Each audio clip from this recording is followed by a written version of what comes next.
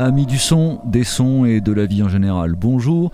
Je vous avais promis dans la vidéo précédente une autre vidéo descriptive qui peut vous aider éventuellement à en fabriquer une vous-même, ainsi que d'autres considérations qui me tiennent à cœur. Eh bien la voici. Avant de vous présenter la Wing en profondeur, je voudrais d'abord parler de son ascendance, de son cousinage. Pour bien débuter avec cet instrument, je vous propose d'aller dans votre brico-machin local et puis d'acheter une plaque de métal relativement assez fine. Vous pouvez faire l'essai et si vous l'agitez devant vous, voilà ce que ça donne. On voit notamment dans le film Edmond sur Edmond Rostand, à un moment donné, les techniciens du théâtre fabriquaient un orage avec ce que nous appellerions aujourd'hui un tambour de machine à laver et pour figurer le son des éclairs, une plaque métallique de ce style. Ensuite, nous avons ici un instrument que les enfants aiment beaucoup, qui a beaucoup participé au design sonore des dessins animés. Il s'agit du flexatone, qui est très rigolo. Et puis évidemment, il y a la scie musicale, je n'en ai pas, enfin je n'en ai plus, puisque je n'ai jamais réussi à vraiment maîtriser ni même manipuler correctement cet instrument, mais vous avez des maîtres. Je vous mets une vidéo en lien. Et puis un voisin avec lequel je travaille beaucoup m'a proposé tout simplement d'installer une poignée sur une plaque de métal et ça donne un instrument très très puissant. Je n'ai pas fait sonner à fond puisqu'il sature rapidement les membranes des micros et les tympans qui sont nos membranes à nous. Cet instrument fait partie de ceux dans mon instrumentarium qui peuvent être joués par tout le monde, ce que je considère être un immense avantage. Voilà, on passe à la description de la bête. Cette Wing-ci fait 1,90 m de long, 35 cm de large sur 1 mm d'épaisseur. Sur cette plaque, on a soudé des picots au TIG.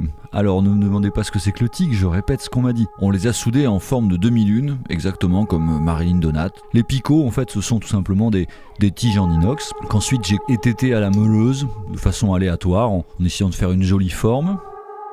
Sachant que, comme toujours dans mon travail, je ne cherchais pas du tout les notes sur lesquelles est fondé notre système musical, à savoir les notes du piano et de ce qu'on appelle, techniquement parlant, le tempérament égal. Parce que d'une certaine façon, je ressens le besoin d'aller explorer toutes les notes qui sont en dehors de ces notes identifiées, même si le système à tempérament égal est un système tout à fait passionnant et hyper dynamique dans la musique. Mon oreille me demande d'aller ailleurs, et ce genre d'instrument, c'est justement la voie royale pour ce genre d'expérience.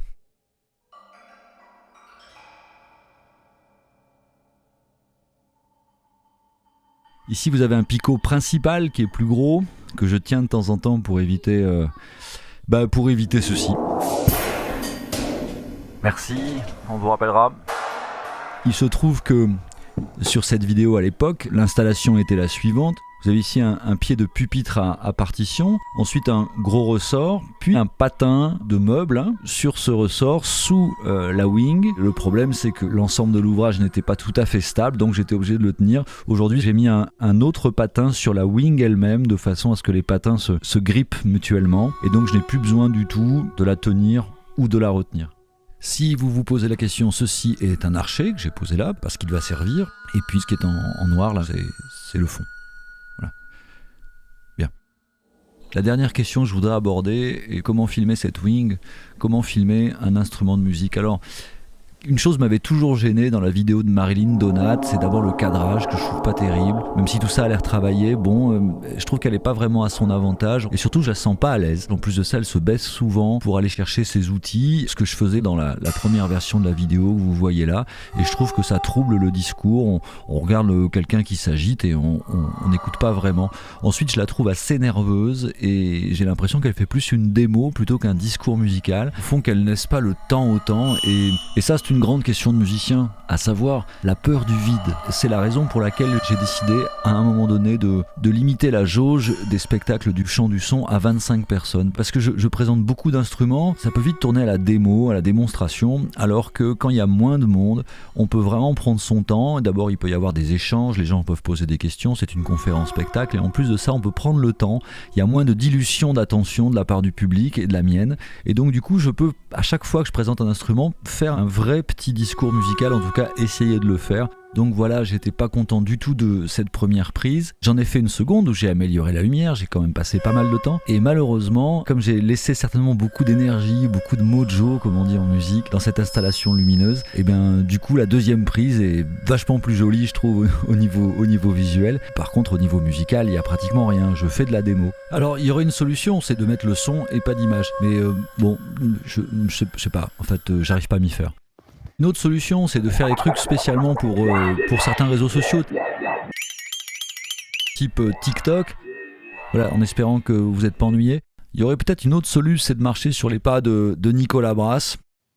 Hello, I'm very happy to present to you today a new instrument that is called the wing. J'adore son accent, il est encore pire que le mien, même si je le soupçonne de faire un tout petit peu exprès. En haut apparaît un lien vers ses activités youtubesques. C'est quelqu'un de très inspirant. Donc comme j'ai 2 prises vidéo, j'en ai une qui est bien au niveau musical et l'autre qui est bien au niveau image, et bien écoutez, je vous propose de me transformer en Shiva. Alors en Shiva qui n'aura que 4 bras, mais au fond de faire de la wing à 4 mains, en superposant une prise et l'autre pour faire une sorte de duo avec moi-même. Quand on joue tout seul, on en est rendu à ce genre d'extrémité, hein.